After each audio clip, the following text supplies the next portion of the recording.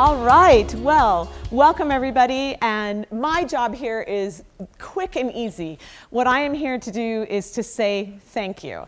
Thank you so much to everyone for this season of A.P.E.X events. This is our last event of the fall semester. We always start mid-September and go to mid-November, and then we take a break and we'll start back up again mid-January. But my goal is to say thank you to everybody sitting in this room who has come to an event this season. Thank you to all of you for your future attendance in the spring. Thank you to all the collaborators in the room. It is just an absolute honor to curate this event series and to see how it's grown and evolved over the years. So thank you to everyone for that.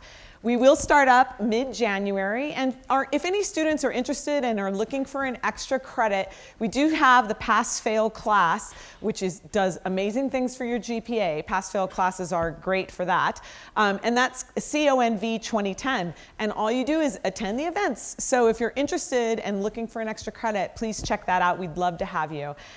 The second thing is just to celebrate the collaboration that is today. For a couple years now, we have been doing a collaboration with the Levitt Center, and this is one of those collaborations. And oh my goodness, the network of people that Mary and Doug know and bring in is just amazing. And today's event is very, very special. And so thank you so much to Mary and Doug and all of the people at the Levitt Center for this ongoing collaboration. So without further ado, I'm going to ask somebody to come on stage and introduce our guest.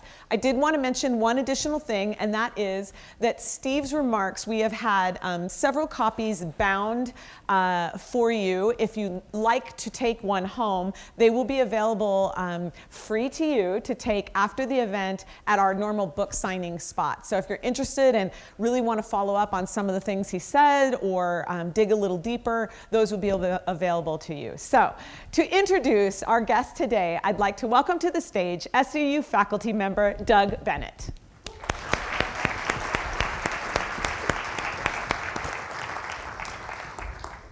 Thank you, Lynn.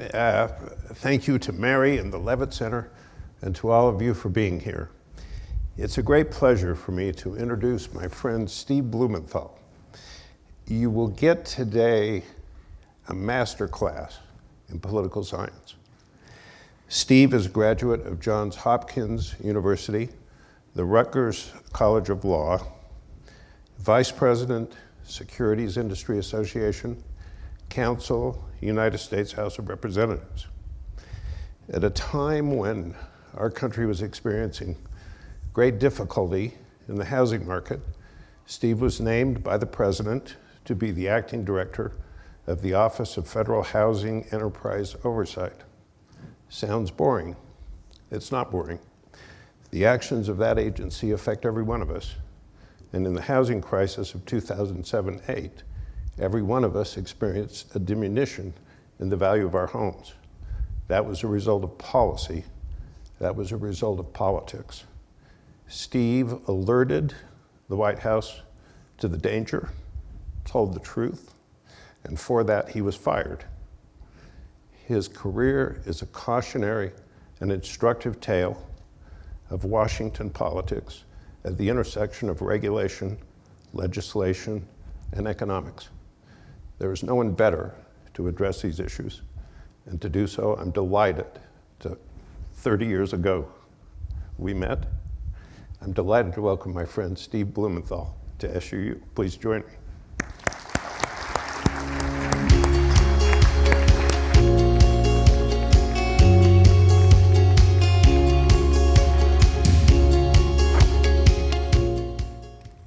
Thank you very much for that kind introduction, Professor Bennett.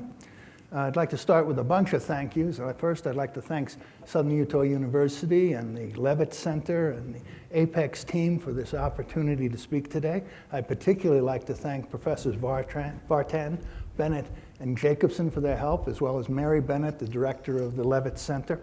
And finally, I'd like to thank all of you. I realize this speech was advertised as being some guy coming in to talk about 40 years of dealing with regulators. I'm half surprised there's anybody in the room, so I want to thank you for being here.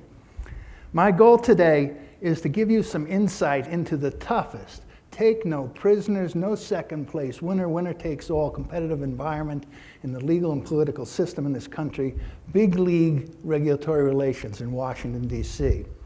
Every one of the decisions that I'm going to talk about today impacts hundreds of millions of people and billions and sometimes trillions of dollars.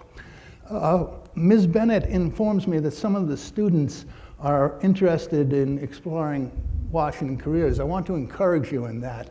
It's fabulous. It's great fun. It's a great way to make a living.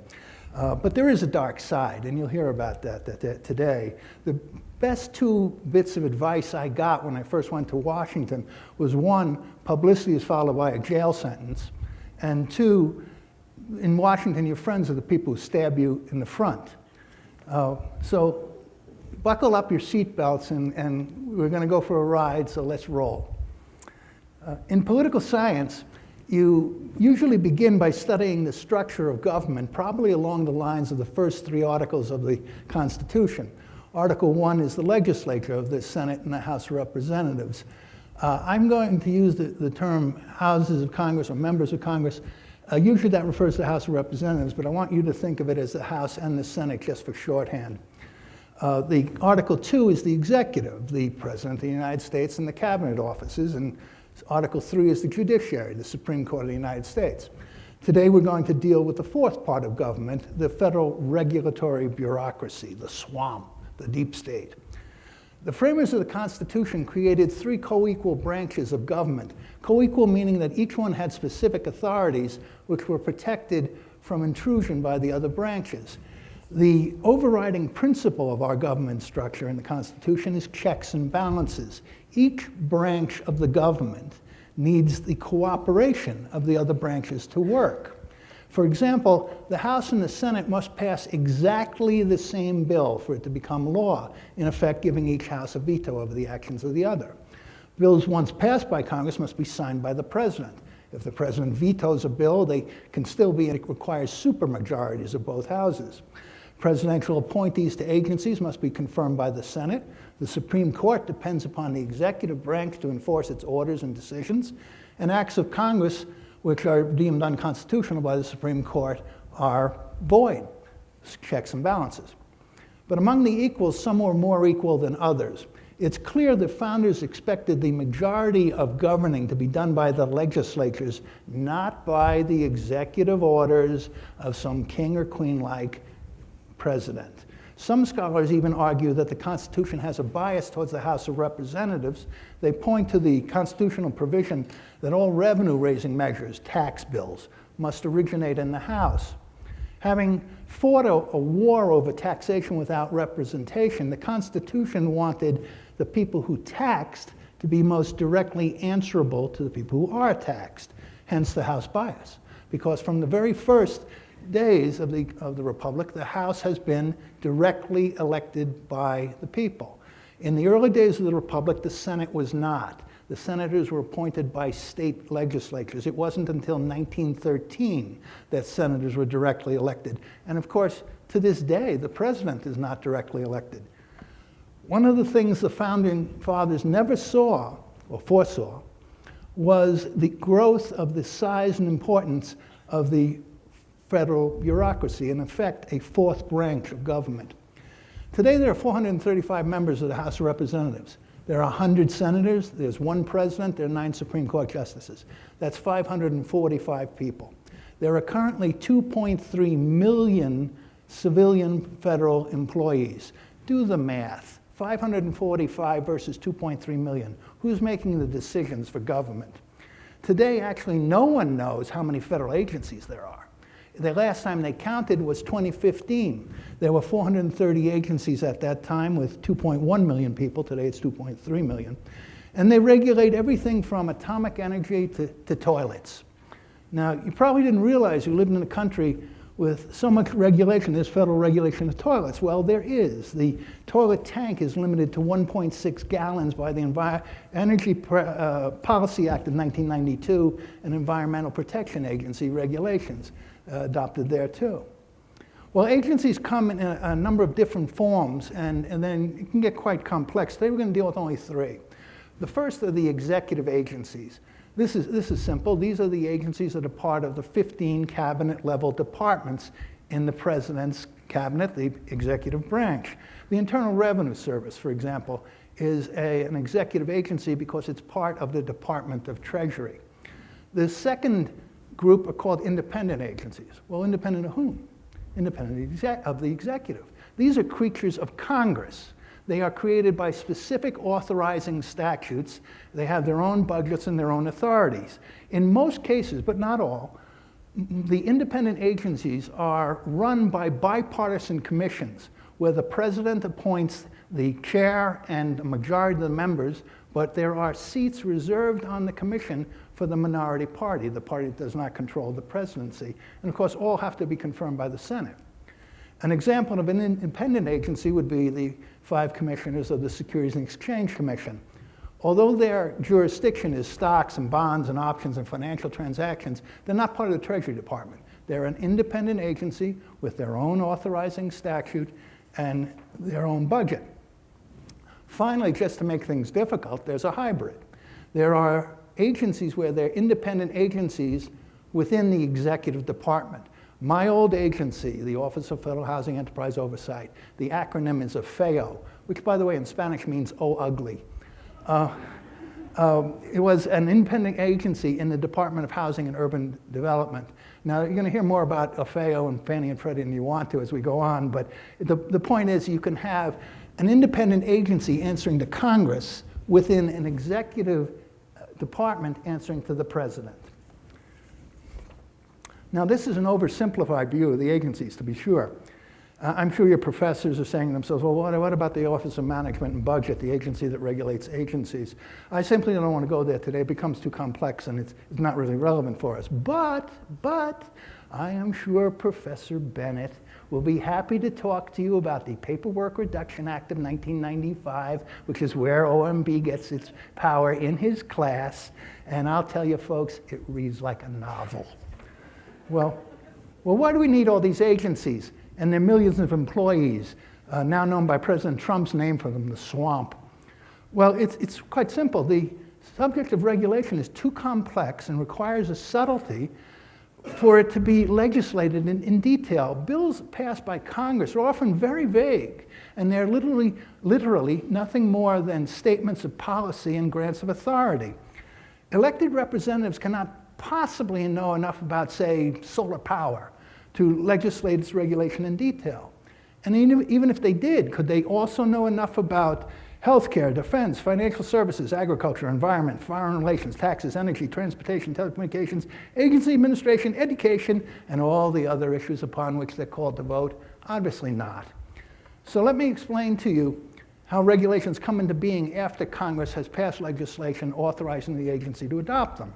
There are laws, the Administrative Procedures Act is the main one, that actually govern the specific steps of adopting a regulation.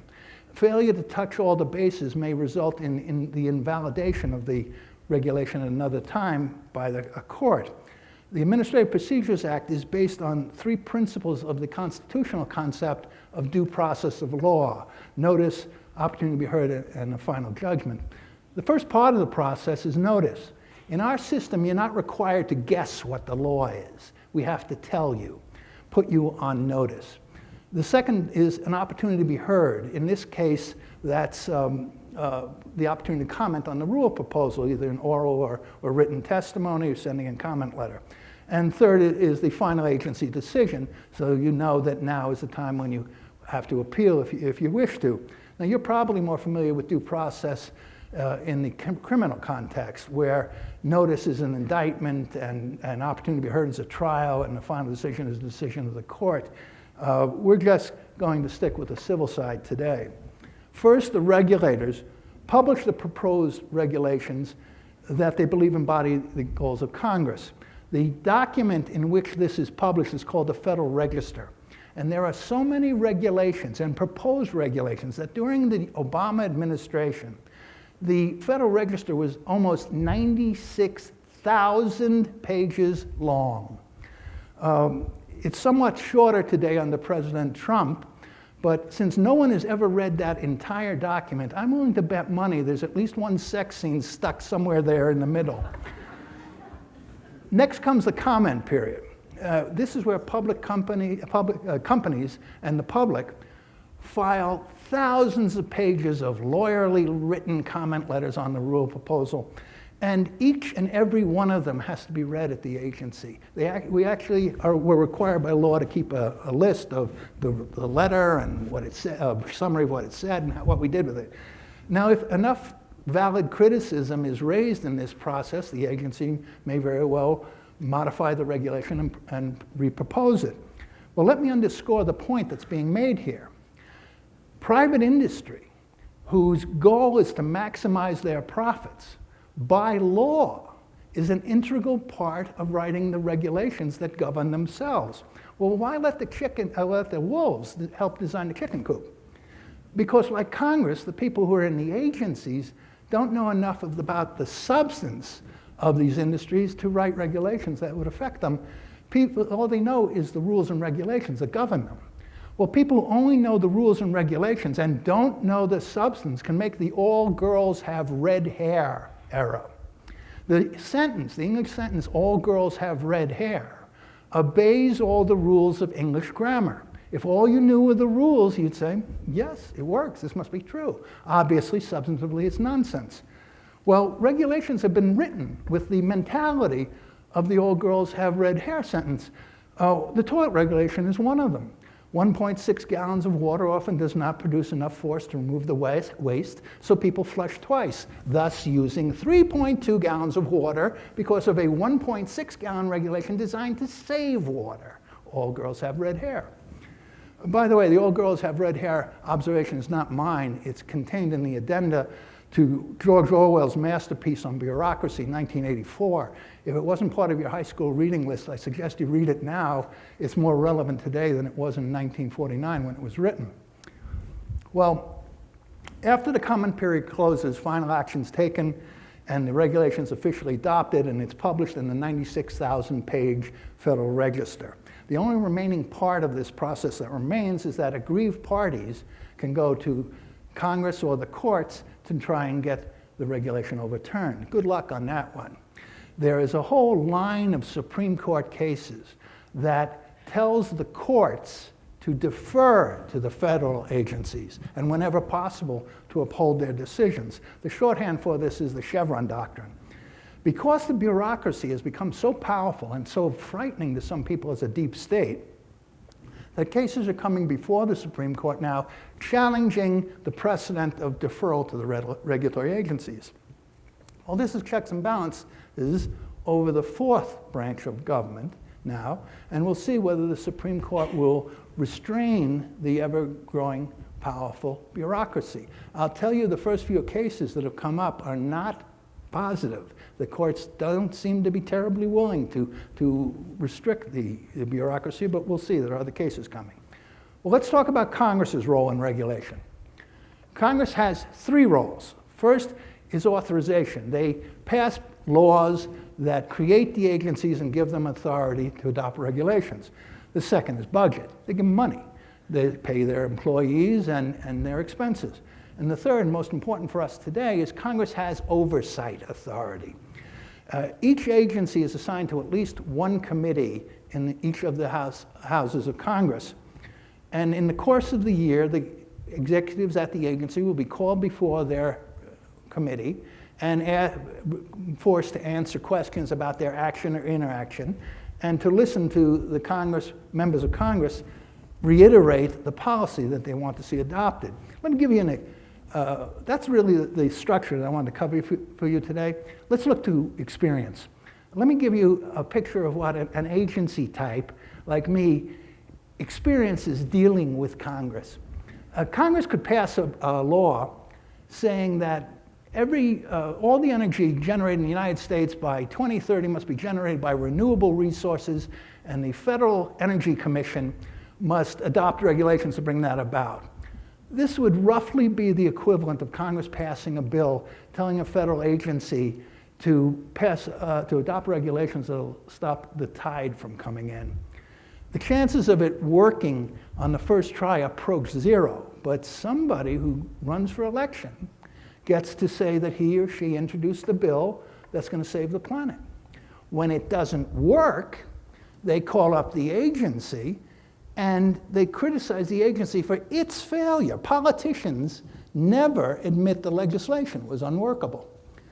So after the hearing, Congress may adopt new legislation addressing some of the shortcomings of the earlier bills and give the agency more money and more authority, even though they just finished criticizing it for its failures. Well, this often involves a fig leaf of changing the name of the agency. If it sounds to you like failure is being rewarded, you're getting the idea. That way, no one who has to run for election has to accept responsibility for the failure of the policy. The whipping boy is the agency staff. They take a public beating, but they're bureaucrats. Their jobs are protected by the civil service. Now, they don't like it, but when you're a bureaucrat, you learn early in the game that sometimes you have to take a beating and keep your mouth shut. You see, you're working for Congress, not the other way around, and it behooves you to remember the power relationship. It's master-servant. Now, I wasn't always very good at this. Because Fannie Mae and Freddie Mac, and I'll explain them in greater detail, but they hated me because as director of the agency, I insisted upon disclosing their accounting manipulations. Well, Senator Christopher Bond, the Republican senator from Missouri, was so in their pocket that at Fannie Mae's behest, he introduced a bill as an amendment to an appropriations bill that said my agency would get $10 million more in budget if they fired me. Now, I consider this to be the apex, the top of my regulatory career. They actually introduced a bill in Congress to fire me. Now, it went nowhere, but it caught my attention. Congress can bite you. Eventually, I was fired, but it wasn't by some silly senator. I've only been fired for one job in my life. I got fired by the President of the United States, so I guess there's some distinction in that. But I gave a speech in Hong Kong where I broke with the administration. By the time I got back to the United States, they were interviewing my successor. Be careful what you say if you're going into government. Well, back to the oversight hearings. At hearings, usually no one wins, but no one loses. And the show goes on. It's the business of government regulation. Think of it as an industry. It's easier then to understand why Congress and regulatory agencies always want more regulation and they fight deregulation. What industry wants to sell less of its product? Businesses and regulators complement each other as much as they conflict. Sometimes a relationship that's too cordial develops that is officially known as regulatory capture. Unofficially, it's known as being in their pocket. It happens.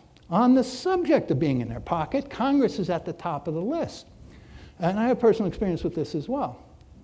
About 15% of the American economy is housing. In order for most Americans to fulfill their American dream of owning their own home, they borrow money from a bank. The bank gets a contract called a mortgage. That says if the borrower doesn't pay back the loan with interest, that the bank will take the house away, a foreclosure. Mortgage is an appropriate term. It translates from French as death pledge, and for many it still is. The most favored duration is 30 years. Well, the way the banking industry works today is the banks don't hold the mortgage and collect monthly payments of principal and interest. That's very dangerous. If interest rates go up, the value of the mortgage goes down. Or if there's a recession or a depression in the economy, people lose their jobs and they stop making the mortgage payments. The bank forecloses. After a while, the bank can own every house in town with nobody to sell to. Contrary to what some politicians think, I won't mention her name because Senator Warren wouldn't like it. Banks do not jump at the opportunity to foreclose on your mortgage and steal your house. In fact, most banks lose money on foreclosures. Instead of holding them today, the banks sell the mortgages. This model is called the originate to sell model. Now, how this is done at a profit will have to be a discussion for another day. It's much too complex for today. Suffice it to say, the two companies that buy most of these mortgages are called, in shorthand, Fannie Mae and Freddie Mac. That's short for Federal National Mortgage Association and Federal Home Loan Mortgage Corporation. Fannie Mae and Freddie Mac. When Congress decided to federally regulate this area of the mortgage market, they engaged in a political science experiment. They took two federal agencies and they privatized them. The agencies now were corporations, they had stockholders, they made profits, and they paid their politically oriented managements tens of millions of dollars a year in compensation. And then those executives very graciously turned around and provided campaign contributions and political support to their congressional overseers. Everybody was happy and it worked for a while. Fannie and Freddie buy mortgages and they put them into a pool and then they sell fractional shares of the pool. Financial institutions that would never make a loan to an individual wind up financing that individual's mortgage because they bought a section of the pool in which the mortgage was located. Fannie and Freddie revolutionized mortgage finance because now money that could be lent to buy a house in a small town in Utah could come from investors all over the world, as opposed to the previous situation where the money came from a bank in that small town, from the depositors in the bank in that small town, and the bank then lent that specific money. You can see how much, much more mortgage money was made available. Well, the change from inventory lending to originate to sell made possible home ownership for many, many more millions of people. And Fannie and Freddie became more politically powerful as they gained significance economically. Unfortunately, in government, every good idea is driven into the ground like a tent stake. Fannie and Freddie each owned about $3 trillion of mortgages. Well, you can't own $6 trillion of anything and not attract the attention of Congress, so they passed a bill creating the Office of Federal Housing Enterprise Oversight, OFHEO. When the legislation was written, Fannie and Freddie were at the top of their political power, and they virtually wrote the bill themselves for Congress regulating themselves. This included, by the way, a detailed capital rule. It should come as no shock to you that they set the capital required very low. The less capital they had to put into reserve, the more money they had to buy and sell mortgages, make profits, and justify multi-million-dollar compensation to their executives. Like banks, Fannie and Freddie were required to hold this capital against the possibility of loss in their mortgage portfolio. Well, the OFHEO legislation said that for the agency to raise their capital requirement, they couldn't do it by regulation. They had to get an act of Congress. Well, once again, why did Congress allow the wolves to help design the chicken coop? For the same reasons before. They recognized the limitations of their own knowledge of the industry. They were afraid of making an all girls have red hair mistake for 15% of the American economy. Well, as the companies grew and acquired more and more mortgages against this fixed amount of capital, that's called becoming increasingly leveraged, OFHEO would go up to Congress with a bill saying, please let us raise the capital requirements on Fannie and Freddie. And Fannie and Freddie would meet us up there, and with their friends in the Congress, they would crush the bill, and they would simultaneously get the agency criticized for even asking for it. Oh my God, they said, these bureaucrats want to make it harder for poor people and minorities to get a mortgage. And Congress listened. Fannie and Freddie won every battle right up until they lost. In 2008, there was a crash in the financial markets that rivaled 1929. And Fannie and Freddie had to be put into conservatorship, a form of bankruptcy. Why? Because they didn't have enough capital to survive the financial crisis. 11 years later, now, they're still under government protection. The privatization experiment failed. They privatized the profits, but they socialized the losses. And taxpayers had to pay hundreds of billions of dollars to bail them out. And OFHEO is now the Federal Housing Finance Agency with a new name, new authority, new budget, and a properly fitting fig leaf. When you hear the plaintive cries of industry that they're over-regulated, remember Fannie and Freddie and what were the consequences of under-regulation. They contributed to the financial crisis, and it cost the taxpayers hundreds of billions of dollars to bail them out. Well, let's turn to the question of who are the regulators. They're an army of unelected federal employees from every conceivable background. Critics refer to the vast, unaccountable, self-engorging bureaucracy of the so-called administrative state.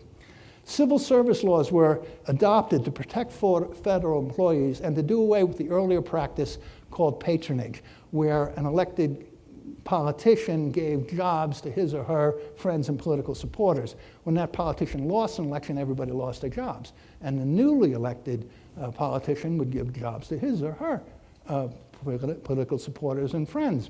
Well, this was hardly conducive to the development of expert agencies in regulation, and after a long period of time of abuse and scandal, eventually civil service laws with qualification requirements and protection for the employees were enacted. Once a probationary period is over, a civil servant has a legal right to the job. They cannot be fired except for cause, and that's only after a hearing and appeals that are very much like a trial, and there must be a finding they violated the law of the civil service rules. That decision of appeal can take years. Remember what I told you about good ideas in the government, they all get driven into the ground? Well, this is another one. I agree with President Trump.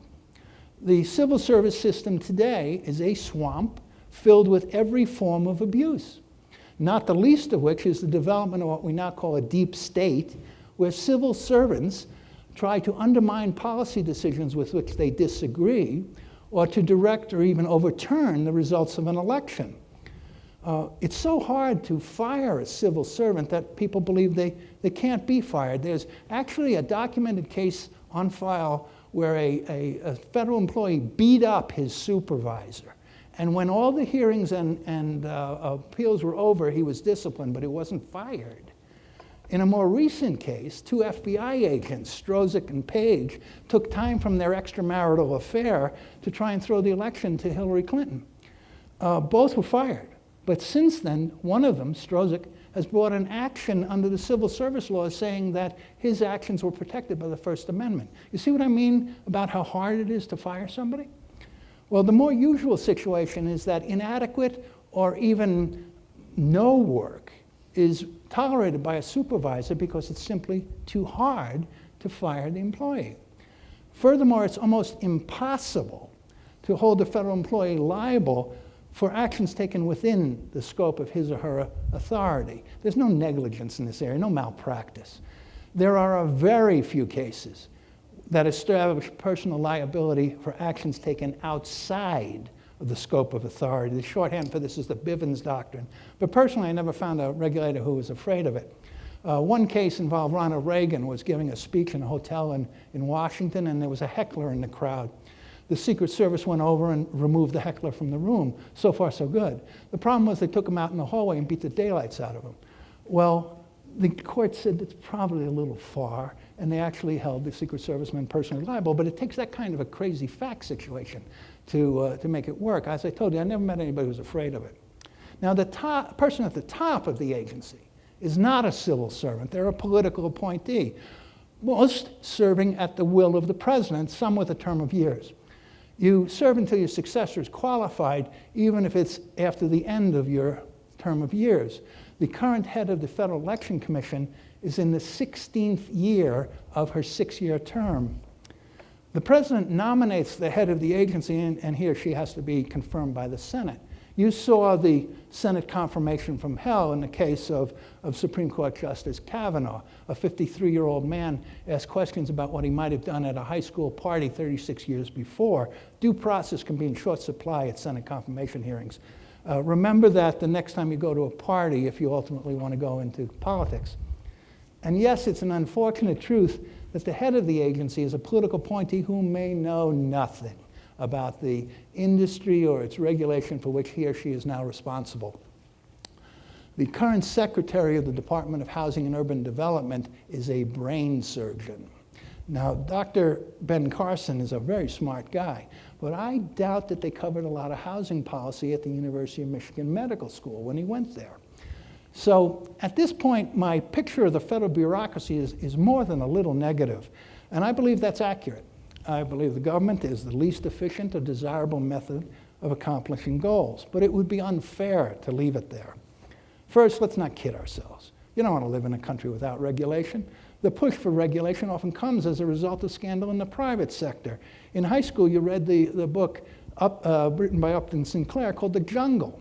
about the meatpacking industry. And the jungle was responsible for the Meatpacking Act of 1902 and the beginning of our modern regulatory state. As inefficient as the government is, without regulation, private enterprise will focus on maximizing profits, and they may not protect the public in their actions, and that's why we want to avoid that situation. Remember Fannie Mae and Freddie Mac. The truth is there's some very talented people work in the government, and why they're there, their own reasons. Some are getting their tickets punched so that they can go back to the private sector with agency experience and contacts. Others are just patriots who like working for the federal government. They want to do the best job possible for the people of the United States. They see government as the institutional use of force in the public interest, and they see the profession of regulation as a valuable one.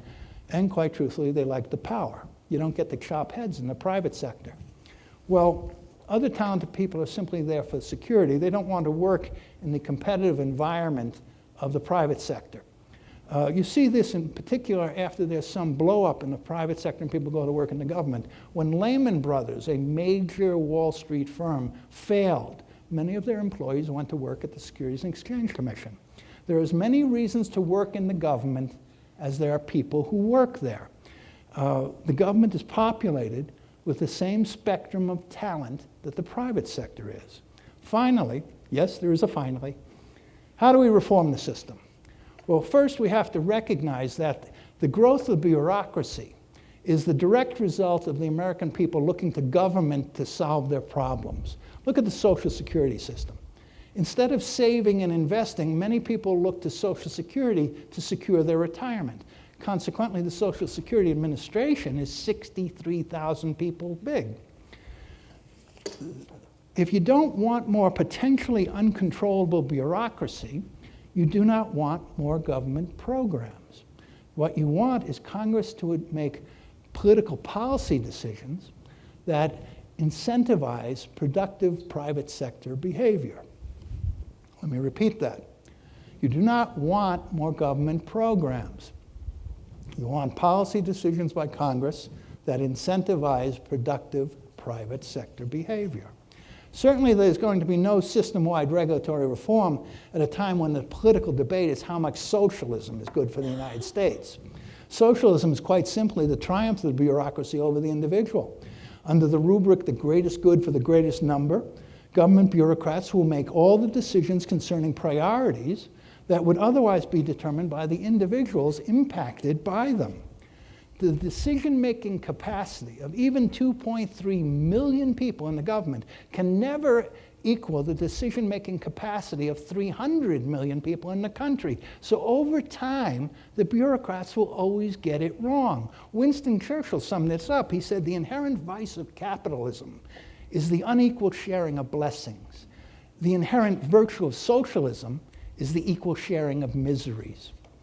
When I was a college student, if somebody had told me that I was going to live long enough to see the fall of the Soviet Union, I would have told them they were crazy.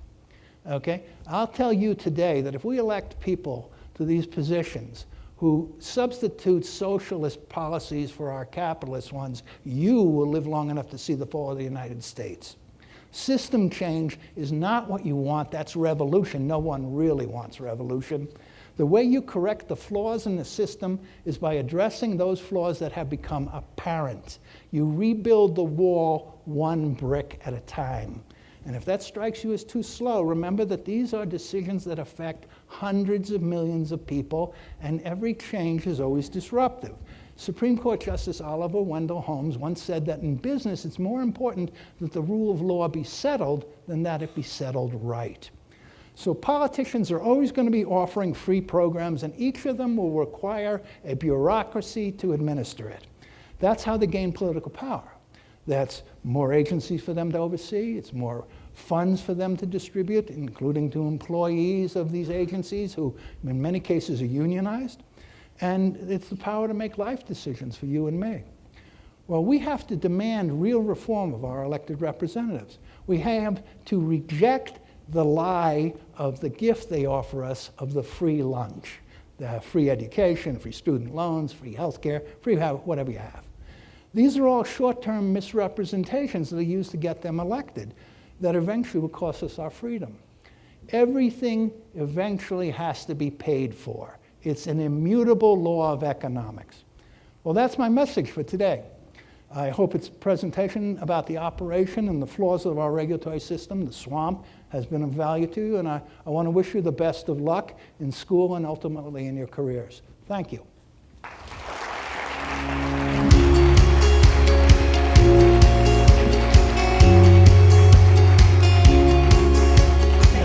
You got it. Please. Good job.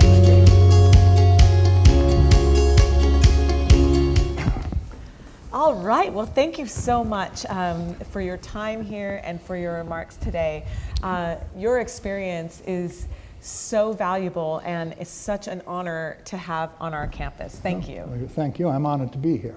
I'm very impressed with this institution.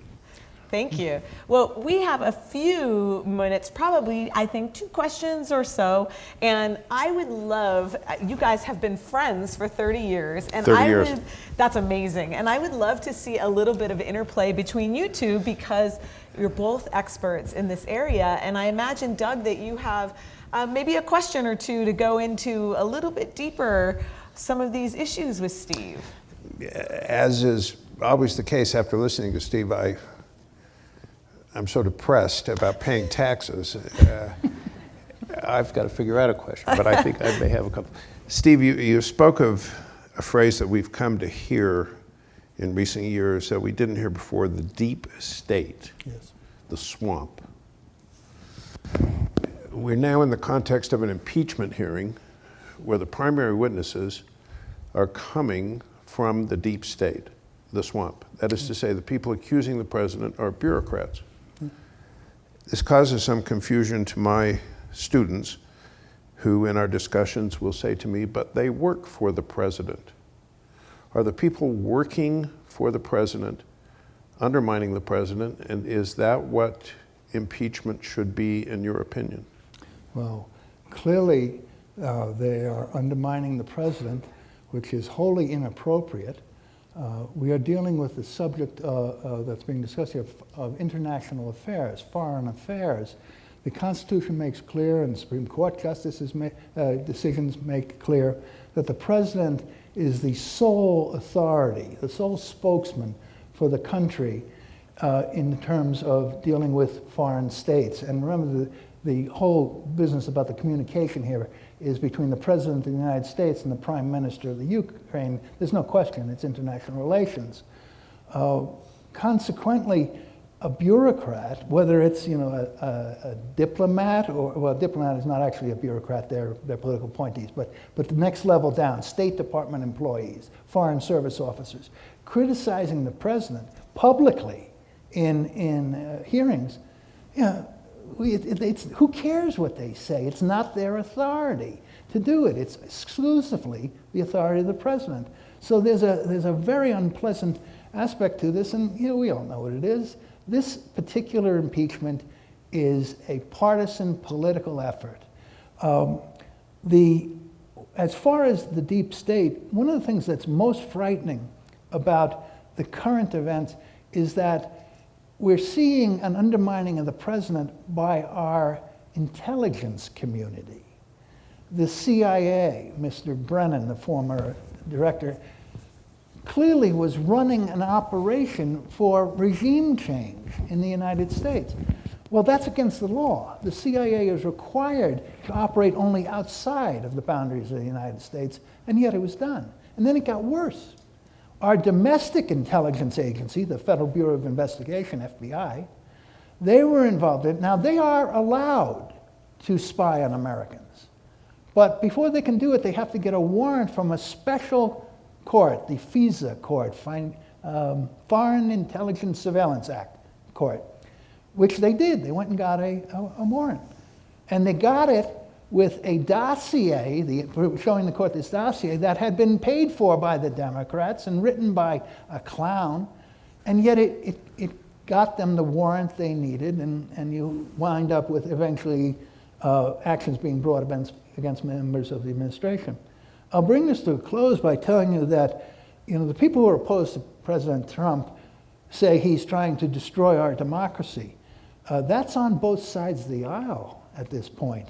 I'm less concerned about the impeachment of President Trump than I am for the damage that's been done to the Constitution and the impeachment process. It was originally intended to be a safety valve by the founders intended it to be a safety valve, that if somehow a criminal or a traitor had somehow become president of the United States, there was a way to get him or her out. It was never intended to be a political weapon used by the party that controls the House of Representatives when they don't like the president of the other party. It's a very dangerous time for us, and it's something we all need to continue to watch. All right, I've got another one for you. You and I met 30 years ago working in the House Energy and Commerce Committee together. You were one of the first people I met in Washington. Okay. I've told my students, when I got the job in the House of Representatives, I got back there and our Chief of Staff, Margaret Durbin, as well as the Democrats' Chief of Staff, had a let's meet the new guy meeting. And we went around the room and it was, hi, I'm Bruce from Harvard, I'm Susie from Princeton, I'm Billy from Yale, I'm Jeannie from Columbia. And then it got to me and I said, I'm Doug from Utah. And I thought to myself, I don't belong here. I don't belong here. How did I ever get here? You, smart, well-educated, not from wealth, not from privilege. I can hear the shoe dropping. A Jewish kid from Jersey. You got there too. You went to state schools. Your dad didn't go to Harvard. No. We've got kids out here who dream of doing that. And you sit there as an example of somebody who did it. What would you tell them? How do you get there? If you want to play at that level, how do you get there from Cedar City, Utah? Okay. There are a number of things. First of all, you should have confidence in yourselves. I will admit to you, I've never been to Southern Utah University before. Professor Bennett was kind enough to take me around and to show me the facilities, and I'm impressed beyond belief. You're getting a full college experience here. You've got a fine education. You're equal to anybody in Washington, the Harvards, the Yales, the Johns Hopkins, the Stanfords, whatever it is. Do not accept anyone else trying to tell you that, well, you sort of went to a small school in Utah, you really ought to listen to me and do what I tell you. You'll get that. You'll get that. Washington's filled with controlling people. That's what it's all about, the acquisition of power. So number one, you're going to be well prepared in terms of your education. Second is, don't assume that you have to be a lawyer in order to have a Washington career. Unless you want to obviously have a lawyer's job, a general counsel spot. But you can have a degree in anything, in political science or history or economics, or in English or fine arts or whatever, in that when you get to Washington, you're going to learn about the processes.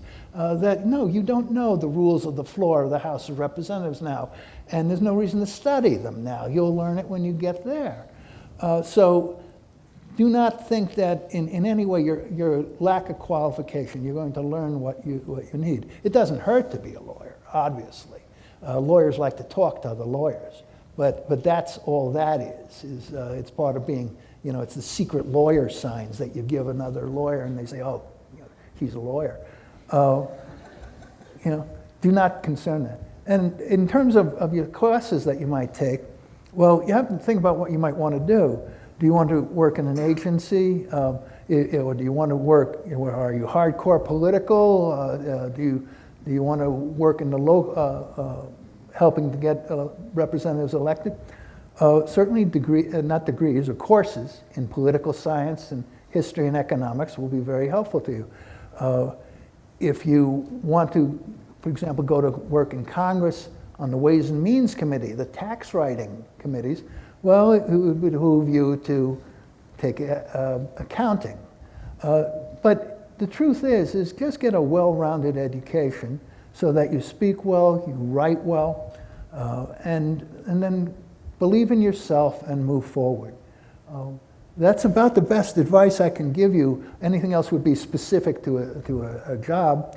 I will tell you, I hope that this doesn't go over any line, but I mentioned it to Professor Bennett yesterday. There are two agencies, the CIA and the Federal Bureau of Investigation, that actually have programs to recruit members of the Church of Jesus Christ of the Latter-day Saints. Your faith is universally recognized as one of high integrity, and those agencies want those people. So you might look at that into those programs if it interests you.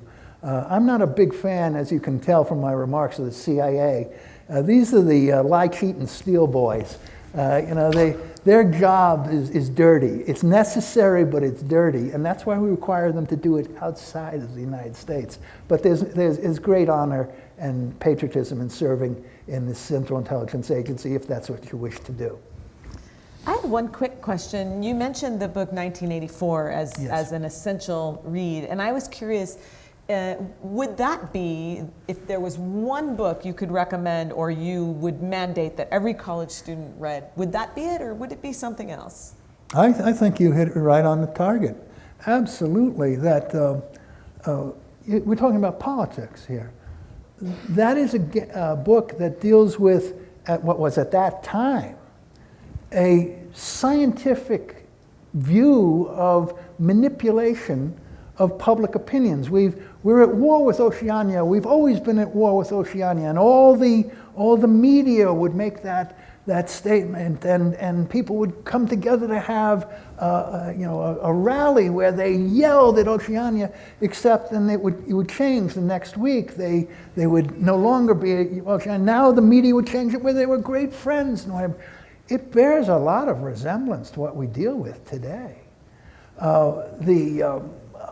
I'm not suggesting it's a blueprint, but you will be struck, if you haven't read it, or if you read it again, by how many things apply to what we're watching today in the operation of the media and its role in public policy and politics, the operation of lies and deliberate misrepresentations to affect policy, I cannot recommend it highly enough. Also, if I don't know if this is done on the internet, but it's strange for a novel. After it was over, after it's completed, there are pages of addenda where they explain newspeak. George Orwell explains newspeak, the language eliminated words that were going to be problematic. We're seeing that in university campuses where you can't use certain words because it will offend someone and you wind up with a major problem on your hands. Well, there's newspeak. And then my old girls have red hair aspect is in those addendas. I think it's an incredibly insightful and visionary book, and I highly recommend it to you. Thank you so much. Well, that's basically the time that we have.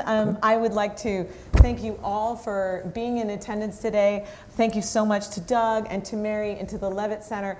And most of all, thank you so much to Steve for your remarks today and for the generosity of your time. And what an honor it's been to have you. Thank you so much. Thank you. I'm honored to be here. Thank you. See you later.